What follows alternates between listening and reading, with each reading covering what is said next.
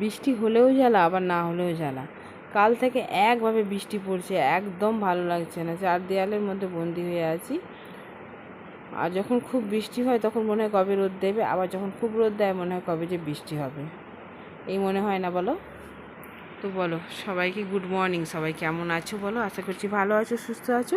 আমার ব্লগে তোমাদের সবাইকে স্বাগত। তোমরা যে যেখান থেকে দেখছো আমার এই ব্লগ ভিডিওটা, তোমাদের সবাইকে অনেক ভালোবাসা। অনেক দিন পরই এলাম ব্লগের, কারণ একটু সমস্যা চলছিল বাড়িতে, সেই জন্য ভিডিও দিতেই পারছিলাম না। আশা করছি ব্লগটা তোমাদের ভালো লাগবে, প্রথম থেকে শেষ পর্যন্ত দেখে দিও, স্কিপ না করে। তো বন্ধুরা দেখো, সারা দিন বৃষ্টি পড়ছে, মানে এখন 10টা 10:30 বাজছে জানো। তো মোটামুটি সমস্ত কাজ টাজ রান্না বান্না সব হয়ে গেছে। তো এখানে দাঁড়িয়েছিলাম মানে দোরগোড়ায়। তো দাঁড়িয়ে দাঁড়িয়ে ভাবলাম একটু ক্যামেরাও করে নিই, সেই জন্য ক্যামেরা বন্দিও করে নিলাম।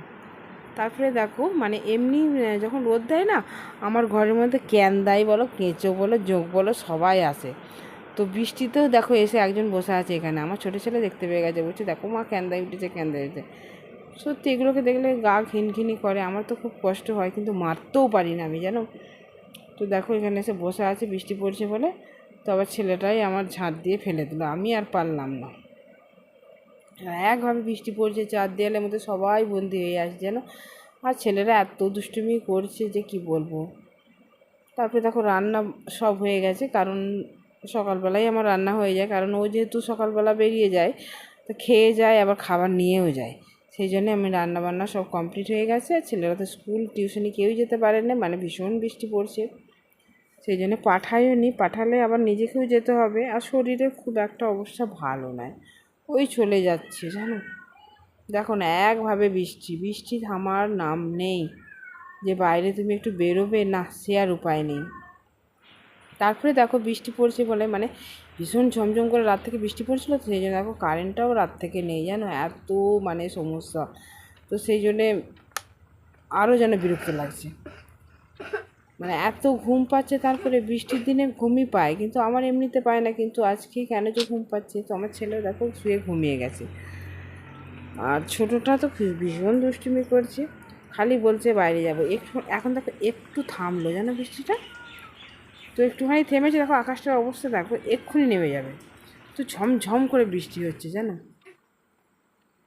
আর ছোটোটা তো এত দুষ্টুমি করছে, খালি বাইরে যাব, খালি বাইরে যাব, মানে জল ঘাট যখনই সুযোগ পাচ্ছে জল ঘাটছে। তো একটু বকেছি বলে দেখো বালিশটাকে নিয়ে শুয়ে আছে কেমন। আর বড়োটার একটু শরীরটা খারাপ, তোমরা তো জানো কিছুদিন আগে জন্ডিস তোলা হয়েছে, আরও বৃষ্টি পড়ছে মানে বেরোতে পারছে না, মনটা দুর্বল একদম, কি বলবো, শরীরও দুর্বল, মনও দুর্বল হয়ে গেছে ওর। তো গায়ে শীতই করছে, আমারও শীত করছে জানো, সেই জন্য ওকে আবার ব্ল্যাঙ্কেটে চাপা দিয়ে দিলাম। তারপরে সবাই ঘুমিয়ে গেছিলাম দুপুরে জানো। ঘুম থেকে উঠে দেখো উঠেছি অনেকক্ষণ, উঠে ওর বাবাও চলে এসেছে, আর আমিও। ওর বাবা এসে গেলেই 12 হয়ে যায় আমারও। তো সেজে গুজে দেখো বেরিয়ে পড়লাম। আর এখন একটু বৃষ্টিটা থেমেছে না নয়, মানে একটু মানে ইয়েটা কমেছে, মানে বৃষ্টি যেভাবে জোরে ঝমঝম করে পড়েছিল সেটা আর পড়ে না, কিন্তু পড়ছে বৃষ্টি জানো। তাও ফোনটাকে নিয়ে বেরোলাম, কিন্তু ভয় লাগছে। কিন্তু পুকুর নালা সব একদম ডুবে গেছে জানো, এখানে এই মাঠটা থেকেই জলটা বেরোচ্ছে এই গলিটা দিয়ে, আর পুকুরটা দেখো থই থই করছে। তো সারাদিন বৃষ্টি পড়ছে বলে তো মানুষজনেরও দেখা নেই, না হলে এই পুকুরের পাড়ে পাড়ে না সব সময় মানুষ থাকে, তুমি এদিকে একটু আসবে তার উপায় হয় না। তো একদম জলে ভর্তি হয়ে আছে পুকুরটা। আর দেখো আমি যাচ্ছি এখান দিয়ে, আর শ্যাওলায় দেখো রাস্তাটার কী অবস্থা, তবু সাবধানে যাচ্ছি আমি, পড়লেই একবারে ব্যাস হয়ে যাবে। আর ও পিছনে আছে, ওই ক্যামেরাটা করছে, তো ও তো পুকুরে স্নান করে, তো সেই জন্য স্নান করতেও এলো, আর আমি একটু ভাবলাম ভিডিও করে নিই এই সুযোগে। আর এদিকটা এসে আমি ভিডিওটা করি না। আর এই পাঁচিলটা আগে ভাঙা ছিল, পাঁচিলটা আজকে দেখছি গেঁথে দিয়েছে, মানে এইখান দিয়ে মানুষ যাতায়াত করতো, এখন আর যেতে পারছে না, সেই জন্যই হয়তো মানুষের যাতায়াতটা কম হয়েছে, নাহলে একভাবে সব সময় আমি যখন ভিডিও করবো না, মানে সবসময় মানুষ যেতেই থাকবে, মানে বিরক্ত লাগে আমারও, কিন্তু কিছু করার নেই।